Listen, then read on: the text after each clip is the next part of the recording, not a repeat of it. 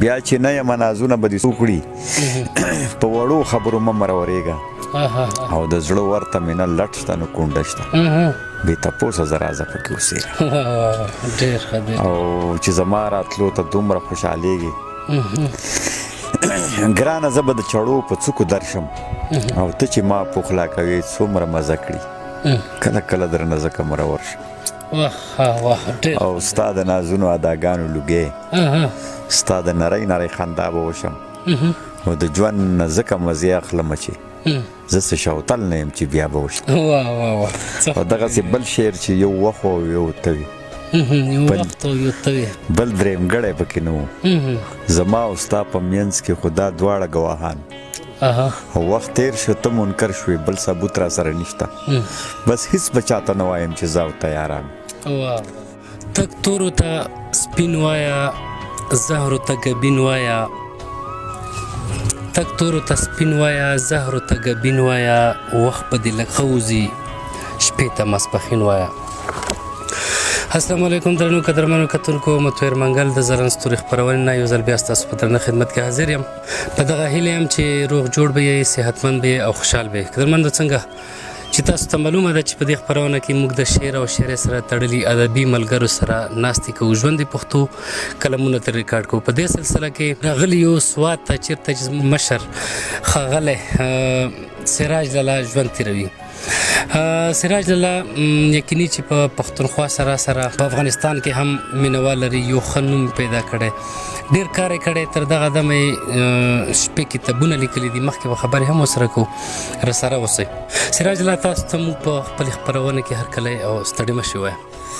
ډېره مننه مو کومه ستاسو د راتلو ډېر زیات منندوی ما د دومره لرې نه رالی او بیا هنګو خو زه تللی ما په هنګو کې چې څوک اوسېږي نو ډېر مینهناک خلک دی ډېر درانه خلک دی او زه ډېر لږ غټ دغه مې راوړی دی ځان سره د هنګونه مې ډېر ښه تاثر راوړی دی چې د هنګو خلک میلمه پال خلک دی ډېر درانه خلک دی نو زه ستاسو ډېره زیاته مننه کومه د راتګ مننه خوشحال اوسې لالا یقیني چې هنګونه ډېرو زیاتو خلکو مو تیلي وو چې سراج لالا صاحب لازم ورشي په دې وجې مو راغلو لالا ژوند مو څنګه روان دی شپې ورځې مو څنګه تېرېږي دا جي د الله رحم دی بونس ژوند دې ته زه د بونس ژوند وایم ځکه چې ریټایرمنټ مې شوی دی شپږ اووه کاله وشو چې زه د نوکرۍ نه فارغ شوی یم او دا ژوند په خپله رضا تېروم د چا مرضي پکې نه منم بس چې څنګه مې زړه غواړي په کم طرف مې زړه غواړي په هغه طرف ځمه څه چې مې زړه غواړي هغه کومه او ډېر ښه وخت دی بچي مې رالوی شوي دي د خیره سره زما څه د کار ته ضرورت هم نشته نو بس ټول انټرټینمنټ دی ماشاءالله ډېر ښه دی ډېره زیاته مننه لالا چېرته هنګو طرف ته یعنې موږ داسې یو پروګرام دی مخکې چې مشاعره غوندې جوړه کړو چې تاسو بیا نظري یقیني کوئ ځکه چې خلک تاسو هغه ځای کې ډېره زیاته مینه لري ډېره زیاته مینه درکوي په فیسبوک باندې په داسې نورو شیانو لکه مو پوسټ وکړو نو بار بار خلکو به تاسو غوښتنه کوله تاسو به انشاءالله راځئ بس تاسو به حکم کوئ زه به درځم که خیر وي انشاءالله چې تاسو څنګه ووایئ زه به درځم خامخا به درځم ډېره زیاته مننه خپلو مینوالو ته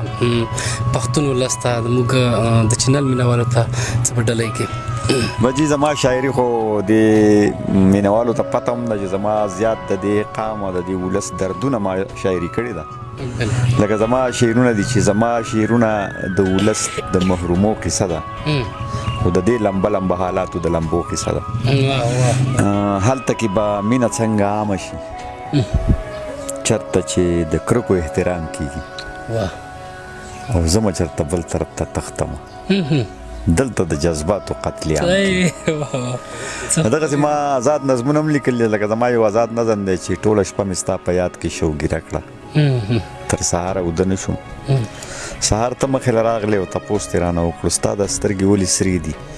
ما ویل خوږ دي ته خاموش شوې پوهه نه شوې او په خپله مخه لاړې زه د ځان سره ګویا شوم زه به بیا بېګاله ویښ یم ته به ښه خوبونه وکړې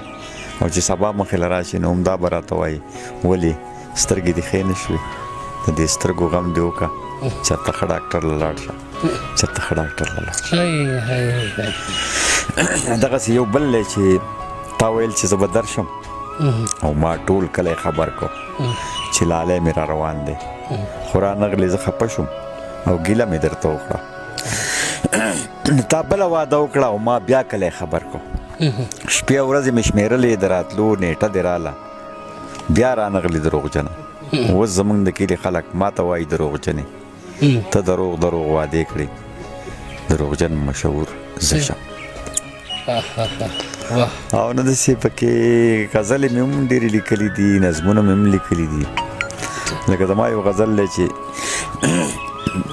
د شکل نه د هر شي د قیمت اندازه لګي، او گفتار نه د سړي د شخصیت اندازه لګي. او دا ټیک ته چې الله په سترګو چاته نه ښکارېږي، تخلیق نه یې په خپله د قدرت اندازه لګي. او چې دوست وي ورته مه وایه چې دا حاجت مې سر کا، دوستانو ته د دوست ضرورت اندازه لګي. او دا نن چې د هر چا سترګو کې غني کېږي، د دې نه د پښتون د اهمیت اندازه لګي. او چې کور ته درله راشي او تا ستا په کور کې وجني، سراج دې نه ستا د شرافت اندازه لګي. واه واه واه واه، ډېر ښه دی لالا، ډېر په زړه پورې. لالا څو شعره نور که داسې کتاب؟ ښه، نو قطعې به سره یو څو شریکې کړم چې ای پښتونه ای جاهله مسلمانه، ته به څو پورې د غیرو ګوډاګې او خپل پردي کې امتیاز کولی نه شي، بس خو هسې د ړانده د لاس غرګې. او پښتو زموږ پیژنګلو ده، پښتو وایي، پښتو لیکئ، پښتو لولئ. او دا یوازې ژبه نه ده، دستور هم دی. هر عمل مو د پښتو په کاڼي تلئ. او بل دی چې